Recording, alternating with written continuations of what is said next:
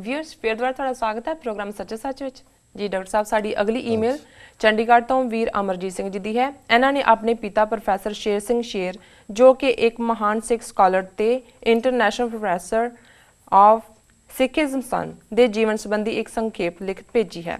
22 नवंबर 1999 ਨੂੰ ਉਹਨਾਂ ਨੇ ਚੜ੍ਹਾਈ ਕੀਤੀ ਸੀ। ਸੋ ਅੱਜ 22 ਨਵੰਬਰ ਦੇ ਦਿਨ ਸ਼ਰਧਾਂਜਲੀ ਵਜੋਂ ਅਸੀਂ ਉਹਨਾਂ ਦੇ ਜੀਵਨ ਸੰਬੰਧੀ ਵਿਚਾਰ ਕਰਦੇ ਹਾਂ।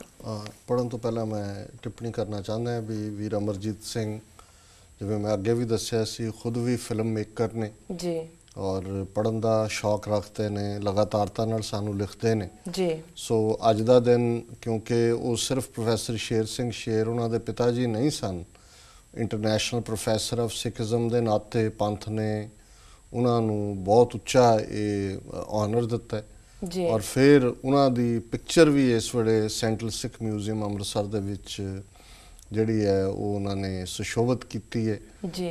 ਦਰਜਨਾਂ ਕਿਤਾਬਾਂ ਉਹਨਾਂ ਨੇ ਲਿਖੀਆਂ, ਹਜ਼ਾਰਾਂ ਕਿਤਾਬਾਂ ਦਾ ਜਿਹੜਾ ਉਹਨਾਂ ਦਾ ਸਮੂਹ ਹੈ ਉਹਨਾਂ ਨੇ institute of Sikh studies Chandigarh ਨੂੰ ਦਿੱਤਾ। ਸੋ ਆਪਣੇ ਵੇਲੇ ਦੇ ਬਹੁਤ ਵੱਡੇ ਵਿਦਵਾਨਾਂ ਚੋਂ ਸਨ ਜਿਨ੍ਹਾਂ ਦਾ ਨਾਂ ਅਸੀਂ ਜਿਹੜੇ ਉਸ ਪੀਰੀਅਡ ਦੇ ਸਰਦਾਰ ਕਪੂਰ ਸਿੰਘ ਜਾਂ ਪ੍ਰੋਫੈਸਰ ਮੋਹਨ ਸਿੰਘ ਜਾਂ ਦੀਵਾਨਾ ਵਰਗੇ ਜਿਹੜੇ ਸਕਾਲਰ ਨੇ ਉਹਨਾਂ ਦੀ ਇਸ ਸ਼੍ਰੇਣੀ 'ਚ ਉਹਨਾਂ ਨੂੰ ਰੱਖ ਸਕਦੇ। ਸੋ ਉਹਨਾਂ ਨੇ ਕੁਛ ਦਿਨ ਪਹਿਲਾਂ ਈਮੇਲ ਭੇਜੀ ਸੀ, ਮੈਂ ਇਸ ਨੂੰ ਪ੍ਰੀਜ਼ਰਵ ਕਰ ਲਿਆ ਸੀ। ਮੈਂ ਕਿਉਂਕਿ ਅੱਜ 22 ਨਵੰਬਰ ਦਾ ਦਿਨ ਹੈ ਅਤੇ ਇਹੀ ਦਿਨ ਹੈ ਜਦੋਂ ਕਿ ਪ੍ਰੋਫੈਸਰ ਸਾਹਿਬ ਨੇ ਚੜ੍ਹਾਈ ਕੀਤੀ ਹੈ। ਸੋ ਅਸੀਂ ਇਹ ਉਹਨਾਂ ਨੂੰ ਐਜ਼ ਏ ਟ੍ਰਿਬਿਊਟ ਜਿਹੜਾ ਹੈ ਅੱਜ ਦਾ ਦਿਨ ਸਮਰਪਿਤ ਕਰਦੇ ਔਰ ਜਿਹੜੀ ਉਹਨਾਂ ਦੀ ਲਾਈਫ ਦਾ ਸੰਖੇਪ ਹੈ ਉਹਨਾਂ ਦੇ ਬਚਪਨ ਤੋਂ ਪ੍ਰਾਪਤੀਆਂ ਉਸ ਨੂੰ ਹੁਣ ਤੁਸੀਂ ਸਾਡੇ ਦਰਸ਼ਕਾਂ ਦੇ ਨਾਲ ਸ਼ੇਅਰ ਕਰੋ। ਜੀ ਜੀ ਡਾਕਟਰ ਸਾਹਿਬ, ਪ੍ਰੋਫੈਸਰ ਸਾਹਿਬ ਦਾ ਜਨਮ 13 ਸਤੰਬਰ 1934 ਨੂੰ ਜ਼ਿਲ੍ਹਾ ਸ਼ੇਖੂਪੁਰਾ ਦੇ ਪਿੰਡ ਚਨਿਆਵਾਲੀ ਵਿੱਚ ਹੋਇਆ। ਉਹਨਾਂ ਨੇ ਮੁੱਢਲੀ ਵਿੱਦਿਆ ਗੁਰੂ ਨਾਨਕ ਖਾਲਸਾ ਹਾਈ ਸਕੂਲ ਨਨਕਾਣਾ ਸਾਹਿਬ ਤੋਂ ਹਾਸਲ ਕੀਤੀ। ਇਹਨਾਂ ਦੇ ਪਿਤਾ ਸਰਦਾਰ ਆਸਾ ਸਿੰਘ ਸਿੱਖੀ ਖਿਆਲਾਂ ਵਾਲੇ ਆਜ਼ਾਦੀ ਘੁਲਾਟੀਏ ਸਨ ਅਤੇ ਉਹਨਾਂ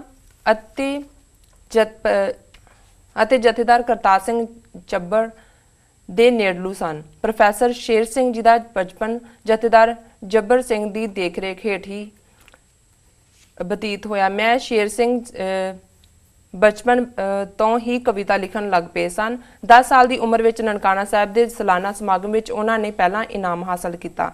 ਪ੍ਰੋਫੈਸਰ ਸਾਹਿਬ ਗੱਤਕੇ ਦੇ ਵੀ ਚੰਗੇ ਖਿਡਾਰੀ ਸਨ ਅਤੇ ਐਥਲੈਟਿਕਸ ਦਾ ਵੀ ਸ਼ੌਂਕ ਰੱਖਦੇ ਸਨ। 1947 ਵਿੱਚ ਉਹਨਾਂ ਨੇ ਐਗਰੀਕਲਚਰ ਕਾਲਜ ਲਾਇਲਪੁਰ ਤੋਂ BSc ਐਗਰੀਕਲਚਰ ਦੀ ਡਿਗਰੀ ਹਾਸਲ ਕੀਤੀ।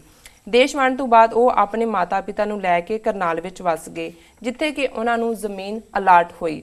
ਉਹਨਾਂ ਨੇ ਆਪਣੀ ਪੜ੍ਹਾਈ ਜਾਰੀ ਰੱਖਦਿਆਂ ਐਗਰੀਕਲਚਰ ਵਿੱਚ MSc ਕੀਤੀ ਅਤੇ ਫਿਰ ਐਂਥਰੋਪੋਲੋਜੀ ਵਿੱਚ PhD ਦੀ ਡਿਗਰੀ ਹਾਸਲ ਕੀਤੀ।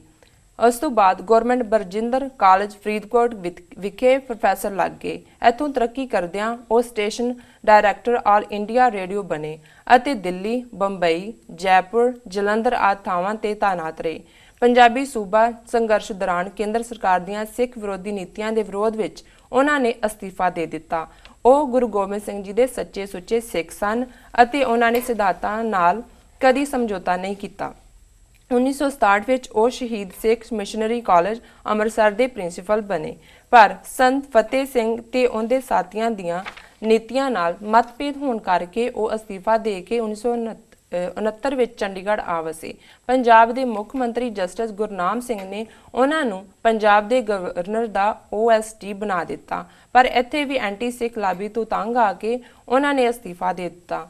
ਉਹ ਸਰਦਾਰ ਕਪੂਰ ਸਿੰਘ ਸਿੱਖ ਫਿਲਾਸਫਰ ਦੇ ਨੇੜਲੇ ਵਿਸ਼ਵਾਸ ਪਾਤਰਾਂ ਵਿੱਚੋਂ ਸਨ। ਉਹਨਾਂ ਨੇ ਆਜ਼ਾਦਾਨਾ ਤੌਰ ਤੇ ਵਿਚਰ ਕੇ ਸਿੱਖ ਪੰਥ ਦੀ ਸੇਵਾ ਕਰਨ ਦਾ ਫੈਸਲਾ ਕੀਤਾ। 1970 ਤੇ 1971 ਵਿੱਚ ਉਹਨਾਂ ਨੇ 2 ਵਾਰ ਵਰਲਡ ਪਾਰਲੀਮੈਂਟ ਆਫ ਰਿਲੀਜਨਸ ਦੇ ਜਨੇਵਾ ਅਤੇ ਕਲੋਨ ਸਮਾਗਮਾਂ ਵਿੱਚ ਸਿੱਖ ਧਰਮ ਦੀ ਨੁਮਾਇੰਦਗੀ ਕੀਤੀ। 1972 ਤੋਂ 1975 ਤੱਕ ਉਹਨਾਂ ਨੇ ਦੁਨੀਆ ਦੇ 35 ਦੇਸ਼ਾਂ ਵਿੱਚ ਫਿਰ ਕੇ ਸਿੱਖ ਧਰਮ ਸੰਬੰਧੀ ਲੈਕਚਰ ਦਿੱਤੇ। ਆਕਸਫੋਰਡ, ਕੈਂਬਰਿਜ, ਬਰਕਲੀ, ਸ਼ਿਕਾਗੋ ਆਦਿ ਵਰਗੀਆਂ ਯੂਨੀਵਰਸਿਟੀਆਂ ਵਿੱਚ ਉਹਨਾਂ ਨੂੰ ਬੋਲਣ ਲਈ ਸੱਦਿਆ ਗਿਆ। ਉਹਨਾਂ ਨੇ 30 ਤੋਂ ਜ਼ਿਆਦਾ ਕਿਤਾਬਾਂ ਲਿਖੀਆਂ ਅਤੇ ਕਈ 100 ਰਿਸਰਚ ਪੇਪਰ ਵੀ ਪ੍ਰਕਾਸ਼ਿਤ ਕੀਤੇ।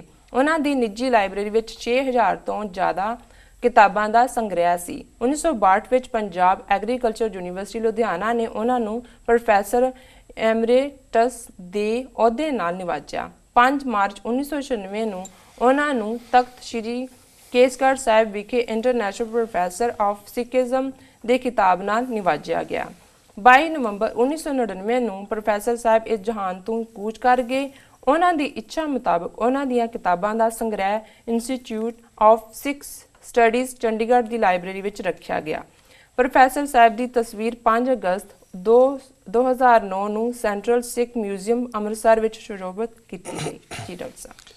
ਹਾਂਜੀ, ਮੈਂ ਸਮਝਦਾ ਵੀ ਇਹ ਸਾਡੇ ਲਈ ਫਖਰ ਔਰ ਮਾਣ ਵਾਲੀ ਗੱਲ ਹੈ ਜੀ ਕਿ ਅਸੀਂ ਉਹਨਾਂ ਨੂੰ ਯਾਦ ਕਰ ਰਹੇ ਹਾਂ ਔਰ ਗੁਰੂ ਅੱਗੇ ਹੀ ਅਰਦਾਸ ਹੈ ਕਿ ਗੁਰੂ ਆਪਣੇ ਇਸ ਦੂਲੇ ਪੰਥ ਦੇ ਵਿੱਚ ਇਹੋ ਜਿਹੀ ਵਿਦਵਾਨ ਔਰ ਨਿਡਰ ਸਿੱਖ ਜਿਹੜੇ ਕਿ ਕਿਸੇ ਸਿਧਾਂਤ ਨਾਲ ਸਮਝੌਤਾ ਨਹੀਂ ਕਰਦੇ ਔਰ ਪੰਥ ਦੀ ਆਵਾਜ਼ ਨੂੰ ਬੁਲੰਦੀਆਂ ਤੱਕ ਪਹੁੰਚਾਉਣ ਲਈ ਅਹੁਦਿਆਂ ਨੂੰ ਠੋਕਰ ਮਾਰਦੇ ਨੇ। ਸੋ ਇਹ ਸਪਿਰਿਟ ਅੱਜ ਵੀ ਸਾਡੇ 'ਚ ਪ੍ਰਵੇਲ ਸਤਿਗੁਰੂ ਕਰਨ, ਕਿਉਂਕਿ ਅੱਜ ਜਿਹੜੇ ਸਾਡੇ ਅਖੌਤੀ ਵਿਦਵਾਨ ਨੇ ਉਹ ਤਾਂ ਬਹੁਤ ਛੋਟੀਆਂ ਕੁਰਸੀਆਂ ਦੇ ਲਈ ਵਿਕ ਜਾਂਦੇ ਨੇ, ਛੋਟੇ ਅਹੁਦਿਆਂ ਦੇ ਲਈ ਵਿਕ ਜਾਂਦੇ ਨੇ, ਛੋਟੀਆਂ ਗ੍ਰਾਂਟਾਂ ਦੇ ਲਈ ਵਿਕ ਜਾਂਦੇ ਨੇ।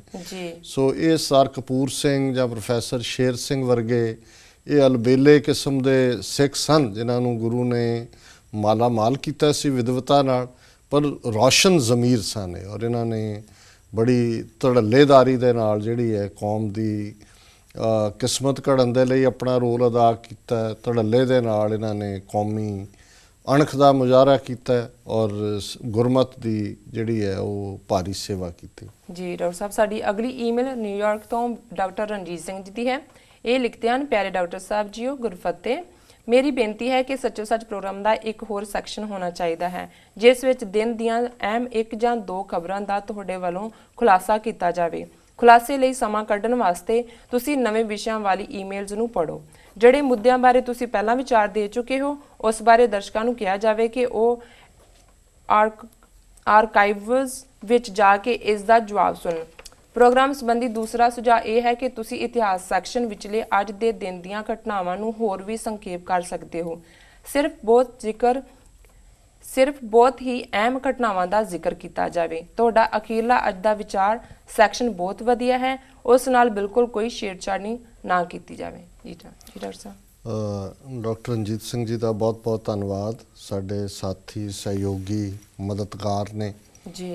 ਜਦੋਂ ਲਿਖਣ ਫਿਰ ਈਮੇਲ ਵੀ ਬੜੇ ਚਾਅ ਨਾਲ ਲਿਖਦੇ ਨੇ, ਕਈ ਵਾਰੀ ਪੂਰੀ ਭਰ ਕੇ ਲਿਖਦੇ ਆ, ਬਹੁਤੇ ਉਹਨਾਂ ਨੇ ਭਰ ਕੇ ਤਾਂ ਨਹੀਂ ਲਿਖੀ, ਲੇਕਿਨ ਕਿਉਂਕਿ ਪ੍ਰੋਗਰਾਮ ਉਹ ਲਗਾਤਾਰਤਾ ਨਾਲ ਦੇਖਦੇ ਨੇ ਪਹਿਲੇ ਦਿਨ ਤੋਂ, ਸਾਡੇ ਐਡਮਾਇਰਰ ਨੇ, ਵੈਲ ਵਿਸ਼ਰ ਨੇ ਜੀ।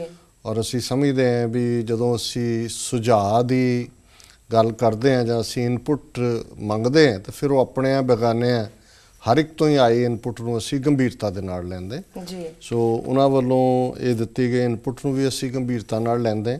ਉਹਨਾਂ ਨੇ 3-4 ਜਿਹੜੇ ਸੁਝਾਅ ਦਿੱਤੇ ਨੇ। ਇੱਕ ਤਾਂ ਉਹਨਾਂ ਨੇ ਕਿਹਾ ਕਿ ਵੀ ਤੁਹਾਡਾ ਇੱਕ ਸੈਕਸ਼ਨ ਹੋਏ ਜਿਹਦੇ 'ਚ ਅਹਿਮ ਖਬਰਾਂ ਦਾ ਖੁਲਾਸਾ ਹੋਏ, ਔਰ ਉਹਨਾਂ ਦਾ ਇਹ ਵੀ ਸੀ ਕਿ ਜੇ ਅਸੀਂ ਸ਼ੁਰੂ ਦੇ ਵਿੱਚ ਹੀ ਇਸ ਖੁਲਾਸੇ ਨੂੰ ਕਰੀਏ ਬਜਾਏ ਕਿ ਬਾਅਦ ਦੇ ਵਿੱਚ ਜਦੋਂ ਸਵਾਲ ਜਵਾਬ ਫਾਰਮੈਟ 'ਚ ਆਉਂਦਾ ਜੀ। ਸੋ ਮੈਂ ਸਮਝਦਾ ਵੀ ਇਹ ਇੱਕ ਉਸਾਰੂ ਸੁਝਾਅ ਹੈ। ਸ਼ਾਇਦ ਓਪਨਿੰਗ 'ਚ ਕਰਨ ਨਾਲੋਂ ਅਸੀਂ ਇਹ ਸਮਝਦੇ ਹਾਂ ਵੀ ਕਈ ਵਾਰ ਜਦੋਂ ਕੋਈ ਟੀਵੀ ਔਨ ਕਰਦਾ ਹੈ, ਜਦੋਂ ਤੱਕ ਉਹ ਇਨ ਹੁੰਦਾ ਹੈ, ਜੇ ਪਹਿਲਾ ਪਾਰਟ ਹੋਏਗਾ ਤਾਂ ਉਹਦੇ ਮਿਸ ਹੋਣ ਦੇ ਜ਼ਿਆਦਾ ਚਾਂਸ ਨੇ। ਪਰ ਅਸੀਂ ਕੋਸ਼ਿਸ਼ ਕਰਾਂਗੇ ਕਿ ਜਿਹੜਾ ਸਵਾਲ ਜਵਾਬ ਸੈਸ਼ਨ 'ਚ ਇਹਨੂੰ ਸਵਾਲ ਜਵਾਬ ਦੀ ਥਾਂ 'ਤੇ ਲੈਣ ਤੇ ਜਿਹੜੀ ਕੋਈ ਅਹਿਮ ਖਬਰ ਮੈਂ ਸਮਝਦਾ ਜਾਂ ਸਾਡੇ ਕੋਲ ਕੋਈ ਅਹਿਮ ਸੁਰਾਗ ਨੇ ਕਿਸੇ ਖਬਰ ਬਾਰੇ, ਉਹ ਅਸੀਂ ਬਿਨਾਂ ਉਹਨੂੰ ਸਵਾਲ ਜਵਾਬ ਦੇ ਫਾਰਮੈਟ ਤੋਂ ਉਸ ਦਾ ਇੰਕਸ਼ਾਫ ਕਰ ਸਕਦੇ ਹਾਂ। ਇੱਕ ਅੱਧੀ ਵਾਰੀ ਅਸੀਂ ਕੀਤਾ ਵੀ ਹੈ ਔਰ ਆਉਣ ਵਾਲੇ ਦਿਨਾਂ 'ਚ ਵੀ ਅਸੀਂ ਇਸ ਦਾ ਖਿਆਲ ਰੱਖਾਂਗੇ। ਦੂਸਰਾ ਉਹਨਾਂ ਨੇ ਕਿਹਾ ਵੀ ਜਿਹੜੇ ਸਵਾਲ ਬਾਰ-ਬਾਰ ਰਿਪੀਟ ਹੁੰਦੇ ਨੇ, ਬਜਾਏ ਕਿ ਉਹਨਾਂ ਨੂੰ ਅਸੀਂ ਰਿਸਪੌਂਡ ਕਰੀਏ, ਜੇ ਅਸੀਂ ਟਾਈਮ ਬਚਾਉਣਾ ਹੈ ਤਾਂ ਉਹਨਾਂ ਨੂੰ ਅਸੀਂ ਕਹੀਏ ਕਿ ਵੀ ਉਹ ਸੱਚੋ ਸੱਚ ਦਾ ਆਰਕਾਈਵਜ਼ ਬਣਿਆ ਹੋਇਆ ਵੀ ਪੁਰਾਣੇ ਪ੍ਰੋਗਰਾਮ ਉੱਥੇ ਜਾ ਕੇ ਦੇਖ ਲੈਣ ਜੀ। ਮੇਰਾ ਖਿਆਲ ਹੈ ਵੀ ਗੱਲ ਤਾਂ ਇਹ ਟੈਕਨੀਕਲੀ ਠੀਕ ਹੈ, ਪਰ ਬਹੁਤ ਵਾਰੀ ਇਹ ਹੁੰਦਾ ਹੈ ਵੀ ਜਿਉਂ-ਜਿਉਂ ਸਾਡਾ ਪ੍ਰੋਗਰਾਮ ਐਡਵਾਂਸ ਜਾ ਰਿਹਾ ਹੈ, ਹੁਣ ਲਗਭਗ ਸਾਲ ਹੋ ਗਿਆ, ਨਵੇਂ ਸਰੋਤੇ ਵੀ ਜੁੜਦੇ ਨੇ, ਨਵੇਂ ਦਰਸ਼ਕ ਵੀ ਜੁੜ ਰਹੇ ਨੇ। ਸੋ ਕਈ ਵਾਰ ਉਹਨਾਂ ਨੇ ਕੋਈ ਜਿਹੜੇ ਤਾਂ ਪਹਿਲੇ ਦਿਨ ਤੋਂ ਪ੍ਰੋਗਰਾਮ ਨਾਲ ਜੁੜੇ ਹੋਏ ਨੇ ਉਹ ਤਾਂ ਸਮਝਦੇ ਨੇ ਉਸ ਨੂੰ, ਔਰ ਮੇਰਾ ਖਿਆਲ ਹੈ ਵੀ ਬਹੁਤ ਸਾਰੇ ਜਿਹੜੇ ਨੇ ਉਹਨਾਂ ਦੇ ਕੋਲ ਜਿਹੜਾ ਉਹ ਰੈਗੂਲਰਲੀ ਕੋਈ ਆਰਕਾਈਵਸ ਜਾ ਕੇ ਦੇਖਣ ਦਾ ਸ਼ਾਇਦ ਬਹੁਤਿਆਂ ਕੋਲ ਟਾਈਮ ਵੀ ਨਾ ਹੁੰਦਾ ਹੋਏ, ਲੇਕਿਨ ਇਹ ਅਸੀਂ ਜ਼ਰੂਰ ਕੀਤਾ ਪਿਛਲੇ ਟਾਈਮ 'ਚ ਵੀ ਜਿਹੜੇ ਸਵਾਲ ਅੱਗੇ ਅਸੀਂ ਆਨਸਰ ਕਰ ਚੁੱਕੇ ਹਾਂ ਉਹਨਾਂ ਨੂੰ ਅਸੀਂ ਬਹੁਤ ਬਰੀਫ ਆਨਸਰ ਕਰਦੇ ਹਾਂ ਤੇ ਨਾਲ ਅਸੀਂ ਇਹ ਕਹਿ ਦਿੰਦੇ ਹਾਂ ਕਿ ਉਹ ਗੂਗਲ ਕਰਕੇ ਦੇਖ ਲੈਣ ਇਸ ਹੈਡਿੰਗ ਦੇ ਥੱਲੇ ਜੀ ਕਿ ਆਲਰੇਡੀ ਅਸੀਂ ਇਹਦੇ ਤੇ ਆਨਸਰ ਕੀਤਾ ਹੋਇਆ। ਸੋ ਇਹ ਵੀ ਉਹਨਾਂ ਦਾ ਬੜਾ ਉਸਾਰੂ ਸੁਝਾਅ ਹੈ। ਤੀਸਰੀ ਗੱਲ ਜਿਹਦੇ ਨਾਲ ਅਸੀਂ ਸਹਿਮਤ ਨਹੀਂ ਹੈ, ਉਹਨਾਂ ਨੇ ਕਿਹਾ ਕਿ ਜਿਹੜਾ ਸਾਡਾ ਇਤਿਹਾਸ ਦਾ ਸੈਕਸ਼ਨ ਹੈ ਉਹਨੂੰ ਅਸੀਂ ਹੋਰ ਸੰਖੇਪ ਕਰੀਏ। ਮੈਂ ਸਮਝਦਾ ਹਾਂ ਵੀ ਸਿੱਖਾਂ 'ਚ ਪੜ੍ਹਨ ਪੜ੍ਹਾਉਣ ਦੀ ਰੁਚੀ ਨਹੀਂ ਹੈ ਜੀ ਤੇ ਇਹ ਇੱਕ ਐਸਾ ਸੈਕਸ਼ਨ ਹੈ ਜਿਹਦੇ ਲਈ ਹਾਲਾਂਕਿ ਜੇ ਮੈਂ ਇਹਨਾਂ ਦਾ ਸੁਝਾਅ ਮੰਨ ਲਾਂ ਤਾਂ ਮੇਰੇ 2-3 ਘੰਟੇ ਸੇਵ ਹੋ ਜਾਣਗੇ ਰੋਜ਼ ਦੇ, ਕਿਉਂਕਿ ਉਸ ਇੱਕ ਪੇਜ ਦੀ ਰਿਸਰਚ ਕਰਨ ਦੇ ਲਈ ਗਲੋਬਲ ਹਿਸਟਰੀ, ਸਿੱਖ ਹਿਸਟਰੀ ਐਵਰੇਜ 2.5 ਤੋਂ 3 ਘੰਟੇ ਲੱਗਦੇ ਨੇ। ਜੇ ਮੈਂ ਉਹਨਾਂ ਘਟਨਾਵਾਂ ਦਾ ਵੇਰਵਾ ਵੀ ਮੈਂ ਖੁਦ ਪੜ੍ਹਦਾ ਪਹਿਲਾਂ ਤਾਂ ਕਿ ਕੋਈ ਮਿਸਕੋਟ ਨਾ ਹੋਏ, ਲੇਕਿਨ ਮੈਂ ਉਸ ਟਾਈਮ ਸੇਵ ਕਰਨ ਨੂੰ ਵੀ ਠੀਕ ਨਹੀਂ ਸਮਝਦਾ, ਇਸ ਕਰਕੇ ਕਿ ਇਹੀ ਇੱਕ ਜ਼ਰੀਆ ਹੈ ਕਿ ਸਾਡਾ ਉਹ ਸੈਕਸ਼ਨ 10 ਮਿੰਟ ਤੋਂ ਜ਼ਿਆਦਾ ਨਹੀਂ ਹੁੰਦਾ ਜਿਹਦੇ 'ਚ ਕਿ ਅਸੀਂ 5.5 ਸਦੀਆਂ ਦੇ ਸਿੱਖ ਇਤਿਹਾਸ 'ਤੇ ਵੀ ਰੋਸ਼ਨੀ ਪਵਾਉਂਦੇ ਔਰ ਫਿਰ ਕੁੱਲ ਦੁਨੀਆ 'ਚ ਕੀ ਹੋ ਰਿਹਾ ਸੀ। ਜੇ ਉੱਥੇ ਜਿਹੜਾ ਪੰਜਾਬ ਦੇ ਵਿੱਚ ਖਾਲਸੇ ਦੀ ਸਾਜਨਾ ਹੋ ਰਹੀ ਹੈ ਤਾਂ ਬਾਹਰ ਕੀ ਹੋ ਰਿਹਾ ਹੈ, ਆਕਸਫੋਰਡ ਯੂਨੀਵਰਸਿਟੀ ਕਿੱਥੇ ਖੁੱਲ੍ਹ ਰਹੀ ਹੈ, ਹਾਰਵਰਡ ਕਿੱਥੇ ਖੁੱਲ੍ਹ ਰਿਹਾ ਹੈ, ਬਿਜਲੀ ਦਾ ਬਲਬ ਕਿੱਥੇ ਜਗ ਰਿਹਾ ਹੈ, ਪਹਿਲੀ ਟ੍ਰੇਨ ਕਿੱਥੋਂ ਆ ਰਹੀ ਹੈ, ਜਹਾਜ਼ ਪਹਿਲਾ ਕਿੱਥੋਂ ਉੱਡ ਰਿਹਾ। ਸੋ ਇਹਦਾ ਮਕਸਦ ਇਹ ਹੁੰਦਾ ਹੈ, ਹਾਲਾਂ ਉਹ ਕੋਈ ਕੰਪਲੀਟ ਹਿਸਟਰੀ ਨਹੀਂ ਹੁੰਦੀ ਔਰ ਕੋਈ ਵੀ ਅੱਜ ਕੱਲ੍ਹ ਗੂਗਲ ਕਰਕੇ ਲੱਭ ਸਕਦਾ ਹੈ, ਪਰ ਉਹ ਅਸੀਂ ਇੱਕ ਜਿਹਨੂੰ ਕਹਿੰਦੇ ਨੇ ਬਰਡ ਆਈ ਵਿਊ, ਜਿਵੇਂ ਇੱਕ ਪੰਛੀ ਚਬਾਰੇ ਤੇ ਬੈਠਦਾ ਹੈ ਤੇ ਉਹਦੀ ਅੱਖ ਜਿਹੜੀ ਹੈ ਥੱਲੇ ਸਾਰੇ ਨੂੰ ਅੰਦਾਜ਼ਾ ਲਾ ਲੈਂਦੀ ਹੈ ਵੀ ਉਹ ਕੀ ਹੈਗਾ। ਸੋ ਉਹ ਸਾਡਾ ਇੱਕ ਬਰਡ ਆਈ ਵਿਊ ਹੁੰਦਾ ਹੈ ਇਹ ਦੱਸਣ ਦੇ ਲਈ, ਤਾਂ ਕਿ ਫਰਦਰ ਉਸ ਨੂੰ ਦਰਸ਼ਕ ਜਾਂ ਸਰੋਤੇ ਜਾਂ ਜਿਹੜੇ ਯੰਗਸਟਰਸ ਉਸ ਨੂੰ ਦੇਖਦੇ ਨੇ ਉਹਨੂੰ ਫਰਦਰ ਰਿਸਰਚ ਕਰਨ ਕਿ ਵੀ ਸਾਡੇ ਖਿੱਤੇ 'ਚ ਇਹ ਹੋ ਰਿਹਾ ਸੀ ਪੰਜਾਬ, ਜਦੋਂ ਯੂਰਪ 'ਚ ਕੀ ਹੋ ਰਿਹਾ ਸੀ, ਨਾਰਥ ਅਮਰੀਕਾ 'ਚ ਕੀ ਹੋ ਰਿਹਾ ਸੀ। ਸੋ ਇਤਿਹਾਸ ਸੈਕਸ਼ਨ ਤਾਂ ਸਗੋਂ ਸਾਨੂੰ ਹੋਰ ਕਈਆਂ ਦੇ ਸੁਝਾਅ ਨੇ ਕਿ ਇਹਨੂੰ ਹੋਰ ਲੰਬਾ ਕਰੋ, ਕਿਉਂਕਿ ਉਹ ਜਾਣਨਾ ਚਾਹੁੰਦੇ ਨੇ ਕਿ ਵੀ ਸਾਨੂੰ ਤਾਂ ਬਣਿਆ ਬਣਾਇਆ ਇਤਿਹਾਸ ਮਿਲਦਾ, ਉਹ ਸਮਝਦੇ ਨੇ ਜੀ। ਪਰ ਮੈਂ ਸਮਝਦਾ ਵੀ ਅਸੀਂ ਉਸ ਦਾ ਵਕਤ ਵੀ ਉਨਾ ਕੀ ਐਡਜਸਟ ਕੀਤਾ ਜਿੰਨਾ ਪਚ ਜਾਏ, ਇਹ ਨਾ ਹੈ ਵੀ ਇੰਨਾ ਓਵਰਡੋਜ਼ ਹੋਏ ਕਿ ਵੀ ਉਹ ਡਾਈਜੈਸਟ ਨਾ ਹੋਏ ਜੀ। ਤੇ ਬਾਕੀ ਉਹਨਾਂ ਨੇ ਅੱਜ ਦੇ ਵਿਚਾਰ ਬਾਰੇ ਕਿਹਾ ਕਿ ਉਹਦੇ ਨਾਲ ਨਾ ਕੋਈ ਵੀ ਛੇੜਛਾੜ ਹੋਏ ਵੀ ਉਹ ਬਹੁਤ ਵਧੀਆ ਹੁੰਦਾ। ਹਾਲਾਂਕਿ ਸਾਡੇ ਕਈਆਂ ਦਾ ਇਹ ਸੁਝਾਅ ਹੈ ਕਿ ਉਹਦਾ ਵਕਤ ਘੱਟ ਹੈ, ਵੀ ਅੱਜ ਦੇ ਵਿਚਾਰ ਦਾ ਵਕਤ ਦੁੱਗਣਾ ਕਰ ਦਿਓ, ਬਾਕੀਆਂ ਦਾ ਘਟਾ ਦਿਓ ਜੀ। ਸੋ ਅਸੀਂ ਸਮਝਦੇ ਹਾਂ ਵੀ 1 ਘੰਟੇ ਦੇ ਟਾਈਮ 'ਚ ਅਸੀਂ ਹਰ ਟੌਪਿਕ ਨਾਲ ਇਨਸਾਫ ਕਰਨ ਦਾ ਯਤਨ ਕਰਦੇ ਹਾਂ ਜੀ। ਹਾਲਾਂਕਿ ਕਈ ਵਾਰ ਅੱਜ ਦਾ ਵਿਚਾਰ ਦਾ ਵਕਤ ਘੱਟ ਵੀ ਜਾਂਦਾ ਹੈ ਜਦੋਂ ਖਾਸ ਤੌਰ 'ਤੇ ਅਸੀਂ ਲੰਬਾ ਸ਼ਬਦ ਚੁਣਦੇ ਹਾਂ ਜਾਂ ਭਾਈ ਨੰਦ ਲਾਲ ਜੀ ਦੀਆਂ ਗਜ਼ਲਾਂ ਚੁਣਦੇ ਹਾਂ ਜਾਂ ਕਈ ਵਾਰ ਭਾਈ ਜੀ ਗੁਰਦਾਸ ਜੀ ਦੀ ਜੇ ਵਾਰ ਚੁਣੀ ਅਜੇ ਤਾਂ ਅਸੀਂ ਕਵਿੱਤ ਉਹਨਾਂ ਦੇ ਡਿਸਕਸ ਕਰਦੇ ਹਾਂ।